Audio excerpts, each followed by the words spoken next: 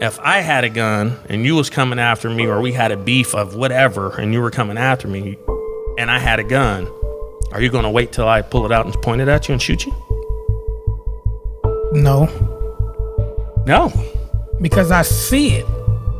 Seeing it is already a threat. So am I correct? So it's not. Don't think of it as a cop. Think of it as you. Right. I'm saying if I see it, whether it be a knife or gun, but if I know and I acknowledge, hey, that's a gun, I'm not going to give you any chance. It's all about who gets to drop first. You want to say something?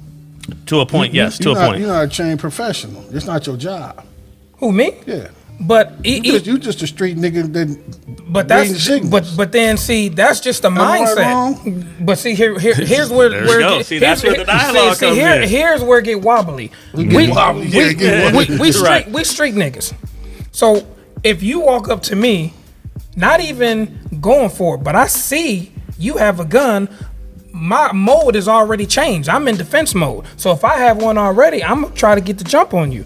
Now in the professional world, he can explain that more to you than I can. But yeah, but I'm saying if we street niggas and I see you have a gun, I'm already you already a threat to me already without even pulling it out. That's why most niggas, when they say something, they do this to let you know they got a gun so you can back off. Oh. Am I right? You know what I'm saying? I ain't never seen we got a problem. Remember, we got a problem. I ain't never seen like that. Yeah. Right, now that's old school. That's 80s. That's what I'm saying. We from that era, though. I know, but I'm being honest with you. I know in my past, and niggas who carry guns. Right. I didn't get scared because you had a gun. But that's you. I didn't break down. He got a gun. Okay, but you didn't break down. But at the same time, you try to get at him first, right? I mean, it depends on what we talking about. We having the discussion or disagreement. No. This is mere fact. Just having a pistol. So here's my question to you: do you know anyone who was nervous, scared because they knew the dude had a gun? Have you ever seen that in your life? Yeah. On the yard, no one got weapons unless you got a homemade shank, right? Yeah. Mm-hmm. Do you think twice, or has there been your experiences where people think twice and go, homeboy always got the blade on him? Is there hesitation? Is there more thought? Me, honestly, no. I deal with it like I dealt with it, and I don't want to go into too much stuff. No, you don't have to get in that. We're just saying we're broadcasting.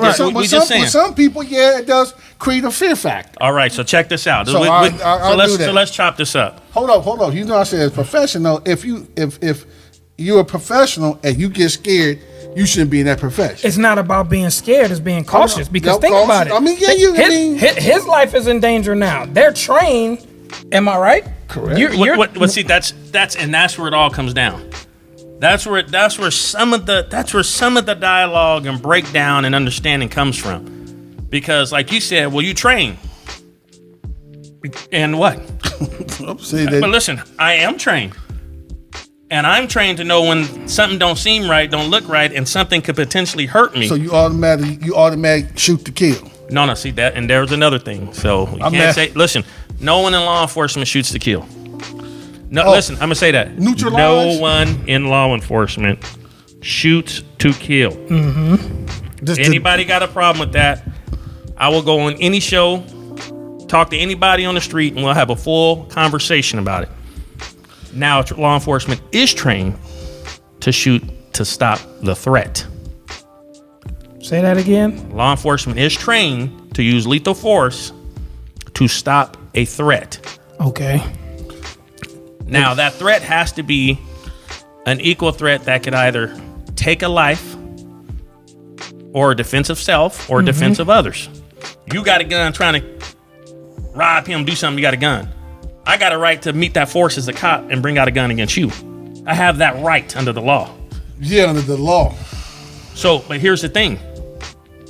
You might have a problem with it, but how do you think he feels? I don't know how you feel about that. You get what I'm saying? Right, because I'm useless. Absolutely. I'm useless without a gun. You know what I'm saying, to fight you back. So if we look at it, and like I said, we can do this all day long. But here's the thing. If there's anyone who's called 911 expecting them to be defeated or lose, you let me know who that is. Expected to. So let's get an example. What am I talking about? I know exactly. I'm at home. Somebody coming through my door. Mm-hmm. Let me call 911 and say, "Hey, man, he coming through my door. I'm scared." Pause. The person calling the police, are they expecting the police to be in fear, scared, or to lose against the bad guy coming in the house. No, because that's your supposedly knight in shining armor. So that's our defense, right? So we have, that's our sheepdog. That's why law enforcement, and I'm a true sheepdog, and there's a lot of other people. So sheeps follow people, follow each other. Wolves attack. So sheepdogs do what? They fight and protect, right?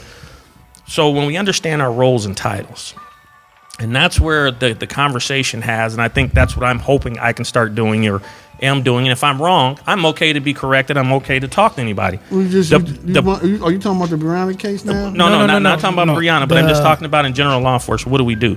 That's why we have a breakdown of people's expectations. Like you're saying, but you're trained. We get that you're trained. The training isn't the argument. The training comes into what is reasonable, what is not reasonable, what's excessive, what's not excessive. The courts explain all that. Now, there are areas where you have, in my opinion, abuse of some of these issues. Yes. And what I mean by that are, you have an officer. Let's touch on Mr.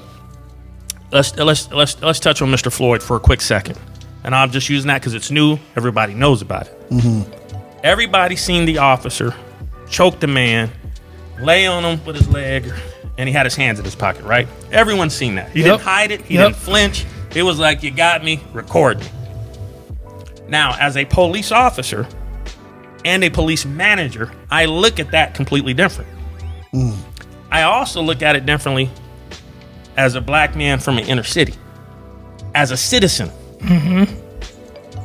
See, I can see because I live all three of those lives. I still live in the city. That's what I was. I'm still a cop, but I'm also a police manager. Gotcha. So how do I do that if I seen one of my subordinates or one of my supervisors allowing that stuff to happen? That's a problem. So when I first saw the video, Mr. Floyd is one of the reasons why I'm talking right now. Today. I would not, man, I've seen so much craziness. I'm numb. But I'm not ashamed to say that. Majority of every officer in this who's got more than some time on, and when I say time on, there's a difference working Beverly Hills with 5 years versus working LAPD with 4 years. Night and day. So you can't compare all law enforcement the same, and that's one thing. We all live in LA, bro. At the end of the day, we all from LA County. This is not Macomb, Georgia. No, this was not. This is not Ravensville, Arkansas, or Ravensville, Kansas. No. So you can't expect the guy who lives and works in cow country perform and act the same as a guy who's dealing with every thug, every nationality, every race, everything, low income, low poverty, as much as you can tack on, working every single day as a cop. There's no way you can hold them to that same experience. Even their way that they apply their rules or their enforcement, because they just don't have it. How do I know? I don't know how to deal with animals. When I start going out to the South and work with other law enforcement city agencies, and when I seen a guy shoot an animal on the street, or a guy hit a deer and a street cop, I'm on a ride along getting to know, local people, pick him up on the car and drive away with him. Bro, I was like, what on God's green earth is this shit? Listen, I bet you there ain't not one person over here, in LA, that a cop like, yeah, man, we pick up deers and throw them in a car. We'll go cut them up. No. Listen, I can tell you right now, I know a few of them. See, goes back to what I was telling you. Influence, exposure. Correct. So I've been blessed to be in 43 of our 50 states of the United States. I've worked and lived in the South and the Midwest as a government employee. So I understand it. Now, I'm not going to understand it as someone who grew up in the 50s and 60s in the South. No. But here's the thing. None of us will. No. Just like we won't experience it here when they had segregation out here.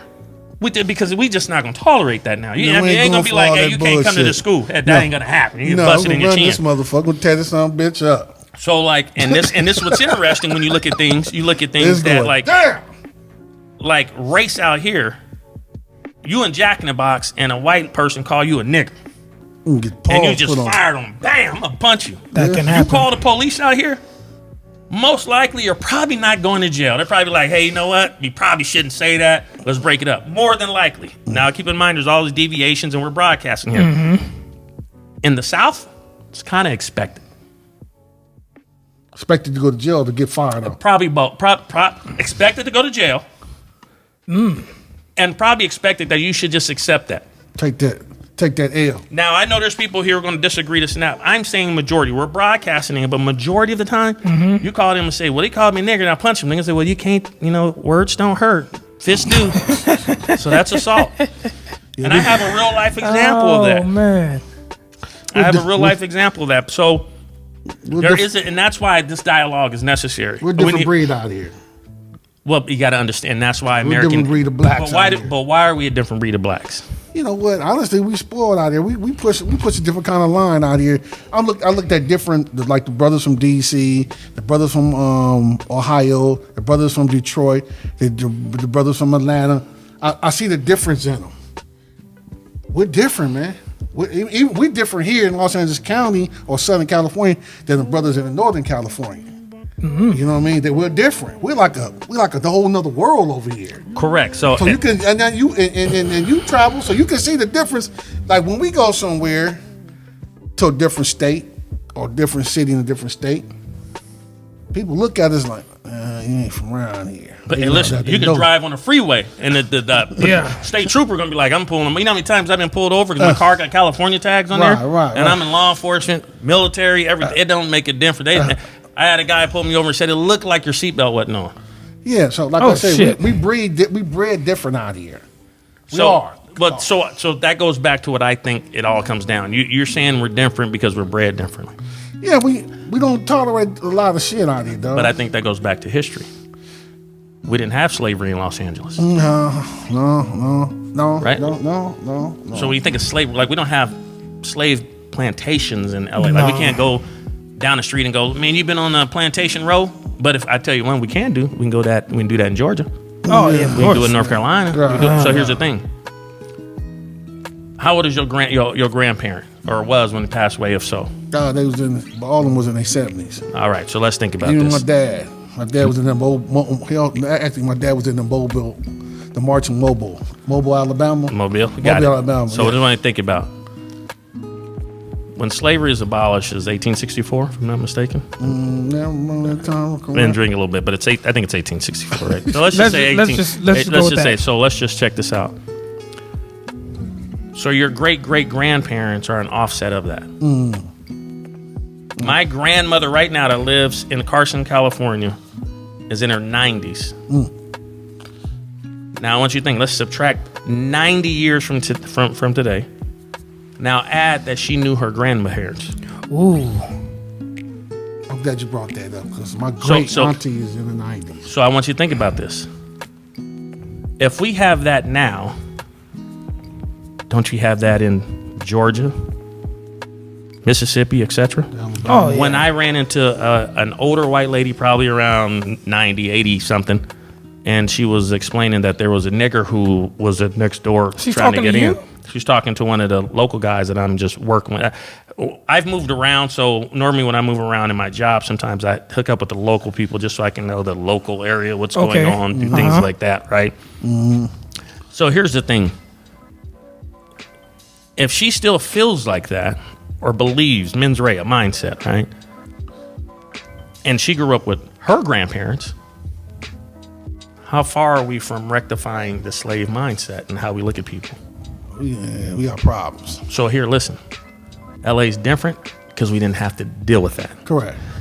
My grandparents, who's alive right now, lived through that. Gotcha. They lived through a lot. So listen, it goes back to what I was telling you. And that's what's wrong with a lot of people in general. History and understanding why things is part of the problem. Gotcha. So the Constitution was written, we as in minorities. And now here's the thing, people got to understand, people want to say black slavery, and I don't make this a history lesson because I'm not a history buff nor am I a history teacher. You sound like an old square ass book dude over there. But listen, it's not that, but that's the problem. See, it's not about being square, it's about being knowledgeable and to influence people, right? So when you think about when you think about Constitution and blacks not being considered a full person, 3/4 per se in the Constitution, right? 13th Amendment, that's why it was ratified or amended. So check this out. If then up until almost the 1900s, 18 something when it was signed, if I'm not mistaken. Yeah, that's when Washington signed it, or Jefferson, right? So listen. Thomas Jefferson. So check this out. It wasn't written for blacks to be cops. It wasn't written for blacks to be lawyers. And it wasn't written for blacks to be anything. Now, this is a caveat. A lot of people want to compare black history as being the worst thing. I disagree with them. And people can watch this. You're going to say it. Everyone disagrees with me. The word slave was the root word Slav, which the Duke of Russia named the Persians when they were in slavery. Slavs, which we adopted into being slaves. So who probably was a slave first? The Russians? The Persians, right? Persians. The Middle East. So the Middle East. So everyone's like Persians, but you know the Persians don't exist anymore, right? Well, until you ask a Persian that. I'm just throwing that out there. Tell a Persian they don't exist, they'll go off on you. But here's the thing: what are they now? What are they now? The Middle East people. Well, they are a part of the Middle East. So here's the thing. So when they per se were conquered by Iran, which is modern Persian, correct? If I'm not mistaken. For those Iran. history buffs. So if you ask a modern Iranian or a Persian if they're either one, they're going to say what? No. I guarantee that because I know quite a few of them. They're like, I'm Persian, I'm this. They're going to disagree with you. Right. So here's the thing. War has created a lot of problems in history. So let's go back to Civil War. Well, blacks were enslaved in America. But at some point, people have to understand we're the United States because before we were united, we were what? Divided. Remember, America had two presidents. Right. So we had to do what? Civil War, right? And that's why slaves were running to the south, or correction, to the north to be free, etc. They're running from the south. So that brings us to where we're at now, why we have the disconnect. The first law enforcement person was what? A slave catcher. Yes. That's your patrolman. Their whole job was to catch slaves, black people. And I hate to say blacks because people have to understand we had Chinese, indigenous people, right? We had Indians. So if you weren't white, what were you? A slave. See, this is what people keep understanding. Yeah. Blacks weren't the only ones in slavery. Correct. Was there a big thing that happened? Absolutely. And when African-American slavery started, it was started where? In Africa. When the Africans sold the black people to the Europeans. People put the smash So down. my point of it is, and like I said, I don't want to get all in this dialogue, but my point is this. We have the disconnect currently.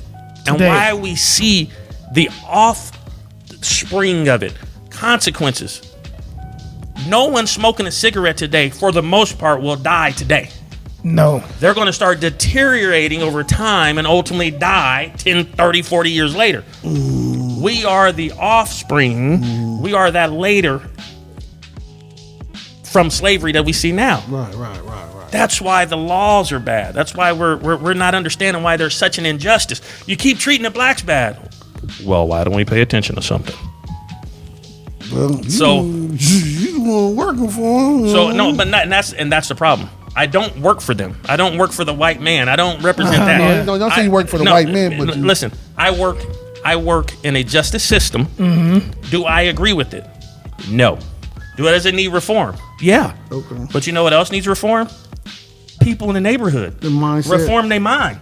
Right. Why are dudes in the neighborhood selling dope to their own people and then making them worse? And then they worrying about why dudes are getting jacked, getting robbed, etc. For the dope that they... Listen, yeah. You can blame the government bringing in dope in the 80s. Well, the dope had to be sold and given. You talking about the Iraq Contra scandal? You've been around long enough to know. But see, there has to be ownership on all sides. So when you think about Us and the system. not only just us in the system, and then you have us, how do we make the system better? See, the system works from us. If everyone got it, listen, if all black people listen, work for us. The system works for us. the system works for us as in the people, not the black person, the people. The people overall. Now, there are disenfranchised individuals, What right? system we talking about? The justice system, the American system, the everything, the government system. Oh, the government system, not just the justice system. No, but that's what I'm saying. The justice system is ran how it's ran. It doesn't get ratified or changed. It's a system, but it's not a well-run system. It's just not. a system. So why? Just a So here's system. my thing. So how do you fix that? So here, and that's a great question. Influence. Wait a minute, hold on. What you just say that again? Because How do we change that? Yeah, how do we fix it, change it? we elaborated for the people, the viewers and the listeners. You'll hear a episode where we had a conversation about what Junior disagreed with. But today, so do we need more men like him working in neighborhoods? Well, that's a start. It could be a start, Because but you got to that's start at part- the that's top. what- Because you said it couldn't happen. It wouldn't work. No, I think it couldn't work, Oh, okay. but I could be wrong. But I'm just gonna sit on that. I don't think it'll Look work. at here Well, now. I think. Well, it's not that we think it works. What it comes down No, I'm just to. talking about what What it comes down to. we had going on. At It's the time. 100% works. I'm a product of that. So I would have to disagree with you. From the influence. From the influence. So how do we change it? The greatest problem that we have, I just said John you- Maxwell is you- one of the greatest motivational speakers and teachers, and I believe in a lot of his teachings. But one of the fundamentals of leadership is influence, right? Period. You went to the yard, somebody had to scoop you up and go, hey, little homie, check this out. You knew. Yeah. Let me teach Yeah. you how you make this happen, how you live, how the corridors ran. Prison in America, or California at least, is not segregated by the system. No. It's self-segregated. Yes. Because they have their Why? rules, we have ours. Who's they? The people on the yard. So we listen. It's been proven over time. See, I we agree with segregate you on ourselves. that part, that aspect. Okay, yes. well here it is. That's a problem. Why didn't you change that? Why didn't you stand up and go, hey man, I know we do our own divide, we got our card, but check this out. We're gonna switch all this up. Man, I'm hanging out with the Mexicans today, homie. I'm gonna hang out with the That ain't gonna Mexicans. happen. You know why? Why? Because I like the way the system was running. Because I So- was part of the system. So check this out. That system. I on the agree with yard. you. Now listen, I'll tell you right now. I conform to the system. The system was like, this is what's going on. Okay, this is a system. But you also didn't have a choice because I it's had a a survival. choice. No, it's a survival thing. You ain't No, gonna fool me on that. That's a survival thing. No, I had a choice. And it's a choice I wasn't going to make. You have a So choice. okay, so what was your choice? What was your options in your choice then? I wasn't gonna be able to do that option. But there was an option. So what's your option? If you said you walked in today and was like, I ain't no. going with your program. Oh no, you know, Oh, yeah, you go to R&D. and the state you be PCing up, or punking out. So my question is, wasn't you gonna be able go to in do there that. and I'm not doing that. What is there a negative consequence Of from the course. internal troops? Yes. It depends on what the issue is at hand. It depends. Look, the issue is you ain't going with their program. You No, don't like it their depends program. on what depends on what part of the program they're talking about. It don't make a difference. You want to It do your doesn't- it own does- program. No, you can't do your own No. program. That's what I'm You telling can't. you. You can do your own program, but the end result's not going to be good for you. Okay, listen. So you're proving my point. It's a system. You can do a different system, and it means the system is going necessarily going to work for you. Correct. So that's no different. So there's no different. choices, options. So there's are no. available. So listen. So there's no different here. So I what's chose it? not. I chose to stick to the code. So and there's nothing. and, Listen. and it works well for Listen, me. and there's nothing wrong with that. So now you're out of that. Correct. You're in a different environment now. Yes. The code you lived on the yard is not the same one you live in here. Correct. All right. Because you have that freedom, right? So now that we look at that and we look at what's going on and the conflict that we have with cops and people on the street, why is there a misunderstanding? Is because our system is broken, right? Part of our system says you're free, right? Because we're in America. If Yeah. I got up and Land walked outside free. and said, I hate every nigger there is in the world, I technically can't go to jail. I can say No. whatever I want. That is But I true. might say it to you and not get my jaw broke. I might say it to him and he say, man, that dude crazy. But I have that option, right? Right. I don't go to jail for that. No. No. Now, here's the thing. When cops are dealing with you, you have your freedoms, right? But if you have if a cop has a legitly legal, reasonable right to stop you for a reason, right? And then they stop you. I disagree with that part because all they got to do is say two things: you fit the description, or traffic light stop. Depends on if you walking or That's, driving. I'm glad you brought that up. Yeah, and so that's a classic. That's a classic. We fucking with you, shit. And listen, you know what? But here's the thing. Yeah. It doesn't make it wrong. I'm looking at the camera and I said Now that. you on some bullshit. Explain No, why listen. it doesn't make it wrong. Now you officially jumped off No, on some no, bullshit. no, listen. I'm going to tell you why. I ain't gonna be able to Listen. believe this one. All right, so no, it's not about a belief. What you have to understand is, so now I'm going to start breaking down a little bit on statistics, right? Go too quick, but don't talk too slick. Out of any community, I don't care where you're at. Let's just think numerics. We'll use 100% of any community. So we're going to deal with the city of Long Beach. And then I'll do a contrast into Beverly Hills. If the city of Long Beach is 70% black, it's 10% Asian, 10% Mexican or Hispanic. Let's say Hispanic. That's everybody. That's all Hispanic. All that descents. Right. Yeah. And then 10% white.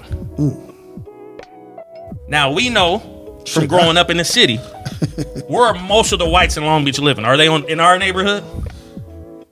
Today, gentrification has taken place. Okay, so you want to say right now at this moment, we're just saying in history. Well, even the gentrification is taking place. Is majority of them 10% in our neighborhood that we grew up in? I know 10%, but they're there now. No, listen. But you're proving my point, so listen.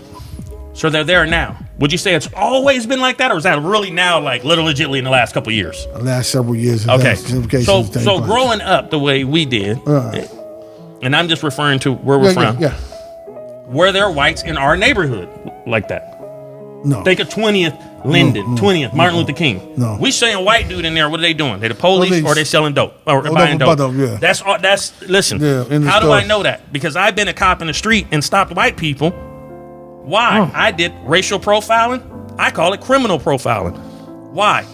I was on 20th and Martin Luther King, and I had two little young white dudes. Looked like they were surfers, lost because VIP was down the street on PCH. So they looking at where Snoop lived at, right? They now pushing up on 21st, line 19. Now, FOMBY, are they standing out in the neighborhood? Yeah. Oh, yeah. Listen, I don't need to tell nobody nothing. I'm just going to ask you, do they stand out in the neighborhood? Yeah, for the people around here, they know what's Absolutely. So as a cop, I'm cruising, and what do I see? Keep in mind, as a cop, and I'm from the neighborhood. And you in a patrol car. Listen. Hold on. You on some cop shit right there. Hold on, stop agreeing with me like here, that. Hold on. No, but I'm just listening. I'm telling you how. I'm telling you how it is. I'm trying to listen to this. Say they could have been coming to a friend's house. Could have been coming over to one of their black friends' house. Could have. Or Hispanic friends' house. Could have. Because a friend they went to school with to pick them up to take them down to their neighborhood. Because there was a time I went to Long Beach Wilson, and we had the kids that played on our football team and on the track team. They would come by the house. Were they white? Yes. Yeah. Now listen. I got a coach that lives down in the Belmont Shore area to this day. He used to come. You'll see that on my documentary, Part 2, Faith. So did you stand out down there? He would. Yeah. Well, we really at that time and era, we was told not to go down there by ourselves. So you're proving my point. And so let's Signal go. Hill. Because hell no, I don't even go to Signal Hill. Yeah, there was two places that you just didn't wander off in there, and Bixby knows you just didn't. Hey, what's going on? No, you just didn't pop up over there. We was warned, don't come down there by yourself. Correct. So when That's how it was, though. But in his case, what happened when you today, pulled him over? All right. So my point of this was this. So in law enforcement, we got a thing called consensual encounter, right? That's where you just say, "Hey, man, can I holler at you, talk to you?" That means I don't have a legal reason to stop you. You can be free and do whatever you want. Yeah, I hit the gas key mash. And listen, so I'm like, hey, so I pull up in my car, didn't get out. I just pulled up next to him and said, "Hey, y'all lost or what's going on? You looking for something?" Okay. The guy was like, literally was like, "Oh, we were, Snoop lived somewhere over here, and we left VIP." And this is what I kindly told him. Listen, you're free to do whatever you want. You might want to turn back, of course, down there to PCH, get on the bus, and beat feet the other direction, because you might get jacked in this neighborhood. Now, some people may say, "Well, Harris, you was wrong for stopping." I'm telling you, I know for a fact people said that. But let me tell you what that guy did. He said, "You know what, officer, I want to thank you." And he ran right down the street on PCH, went down there and got on the bus right there by the highway center. Now, some people can say I'm wrong or not, but here's the thing: as a cop, that I have a duty to say, "Hey, at least let me throw it out there. I'm not picking on you. Listen, I'm not picking on you because you're white. I'm picking on you because the environment I know you don't belong in, because I live in this environment. If I've recycled trash my whole career, I'm gonna know when someone threw something away on accident that's not trash. True that. Now, people recycle all day long, right? We drive down neighborhoods and people go, "Let me pick that up. Let me pick that up. I can take that." Some people do that shit. No, but listen.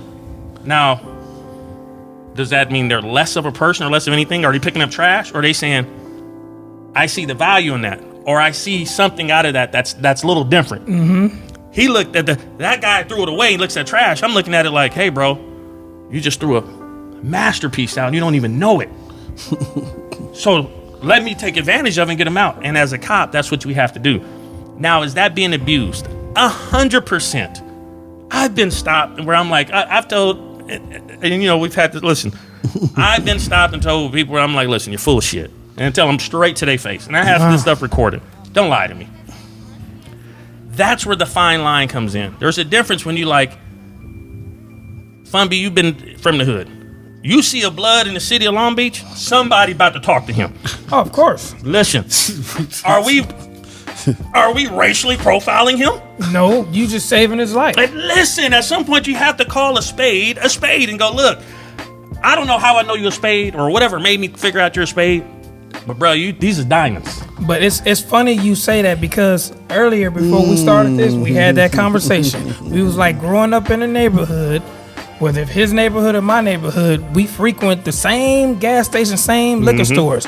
We know when some odd person is not supposed to be there. It's like, what are you doing here? Yeah. It's not racial We're asking, are you lost? It's the right person. Yeah. Seeing you in that spot to say what's going on. They see you as a come up. If you could say, look, I know you're not from around here, but I got some sick ass homeboys. So you better, you know what? You better, because they're around the corner, and you better get where you listen. You know what I'm saying? And that's all I'm saying. So you have to understand that cops think the same way. When you drive in your patrol, when you're doing your thing, some things are going to stand out to you, and you're going to be like, I don't know about that. He said now there are things that are also.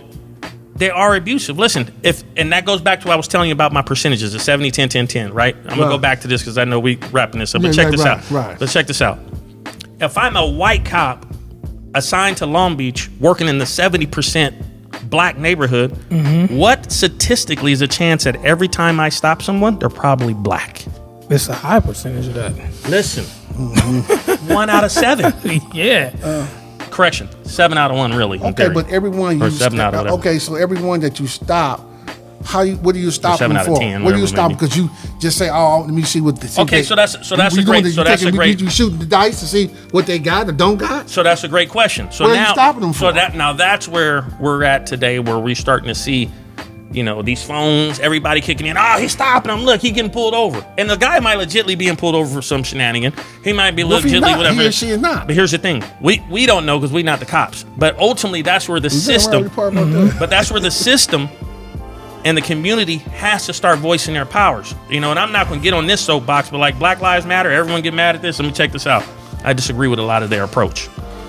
Well, I understand. right. I understand their fight and their premise. Their approach is horrible. Yeah, I'm gonna say this that turned into a corporation now. But you get what I'm saying. Exactly. I think if you look if you go to YouTube and check out, I was out there for when they had the ride on Melrose. And Oh yeah, I didn't we was see. at the, yeah. There was a lot of people that was out there writing on the walls, even though they was covered up. I could tell they wasn't us.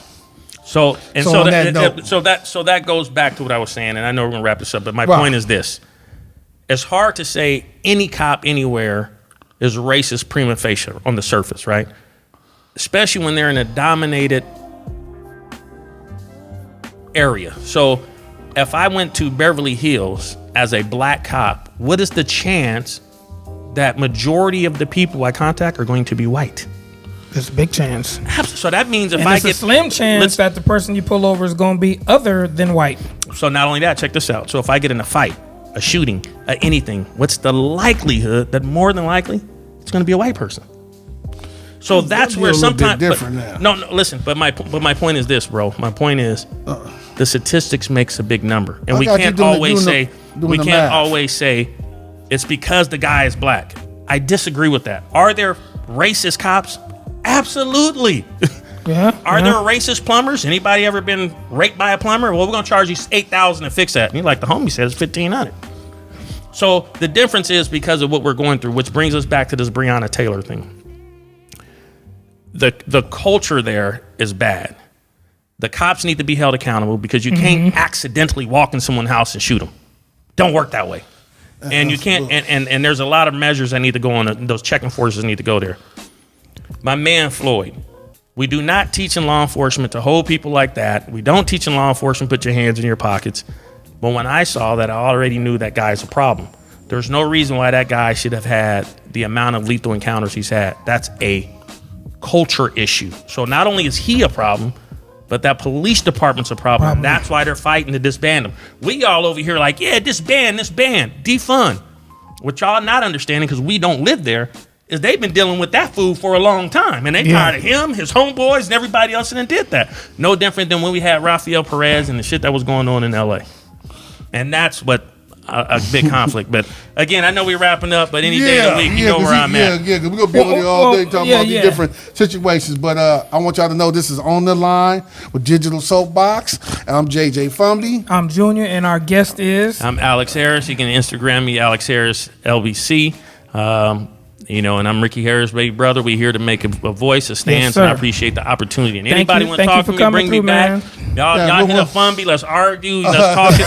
The thing is, let's put it on the table and have this dialogue so we can start saving lives. You'll be coming back. I want also to know this. You can go to digitalsoapbox.com. It's our webpage, and you can see this show. And you also can go to Play Store on your Apple Store, and download the mobile app, and also Android. If your Android's not there when you look at this, it will be showing up. And I appreciate all y'all. So check us out, man. And thank you guys for tuning in. Once again, we On the Line. See you next time. For sure.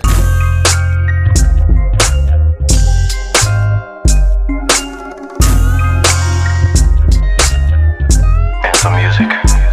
Every day I wait, feel like my life on the line. Jungle in these streets, speak the beats on the line. Hustle to increase, put it all on the line. House to spouse, family, freedom, walking yards on the line. Every day I wait, feel like my life on the line. Jungle in these streets, speak the beats on the line. Hustle to increase, put it all on the line. House to spouse, family, freedom, walking yards on the